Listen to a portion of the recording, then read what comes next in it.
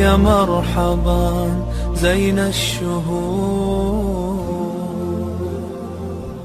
روزے کی جزا اللہ سبحانہ وتعالیٰ خود دیں گے۔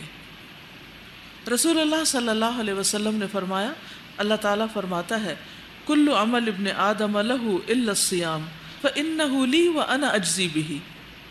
ابن آدم کے تمام اعمال اس کے لیے ہیں سوائے روزے کے، بے شک وہ میرے لیے ہے اور میں خود اس کا بدلہ دوں گا۔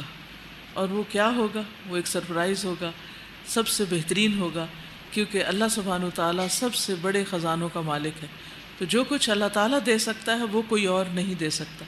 اس لیے ہمیں اللہ ہی کی خاطر روزہ رکھنا چاہیے تاکہ اللہ سبحانہ وتعالیٰ سے بہترین جزا پا سکے۔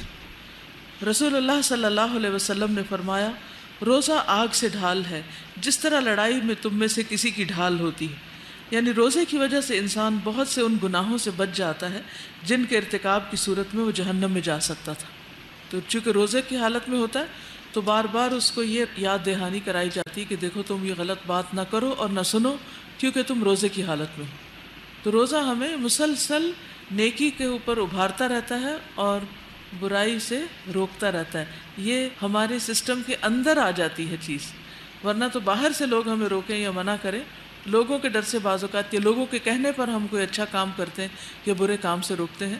لیکن یہاں پر کیا ہے کہ جب روزے سے ہوتا ہے انسان تو انسان کے اندر ہی ایک ایسی چیز کام کر رہی ہوتی، اور جب انسان کا اپنا اندر اس پر گواہ ہو جائے، وہ اس کو کسی اچھے کام کا کہنے لگے اور برے سے روکنے لگے، تو پھر اس سے بڑی اور کوئی چیز نہیں ہو سکتی۔ لیکن روزہ 3 طرح کا روزہ ہوتا ہے، عام روزہ، خاص روزہ اور خاص الخاص روزہ۔ عام روزہ یہ ہے کہ انسان خود کو پیٹ بھرنے اور شہوت سے روکے۔ خاص روزہ یہ ہے کہ نظر، زبان، ہاتھ، پاؤں، کان اور تمام اعضاء کو گناہ سے بچائے، خصوصاً زبان کو غیبت سے، دوسروں کے بارے میں بری رائے دینے سے، برے کمنٹ کرنے سے، کسی کا مذاق اڑانے سے۔ پھر اسی طرح خاص الخاص روزہ یہ ہے کہ دل کو ردی خیالات اور اللہ تعالیٰ سے دور کرنے والے افکار سے پاک کر دے اور اس کی یاد کے سوا ہر چیز سے رک جائے، یعنی کثرت سے اللہ تعالیٰ کو یاد کرے۔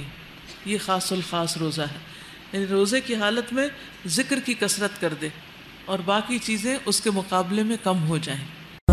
یا مرحبا زین الشہور۔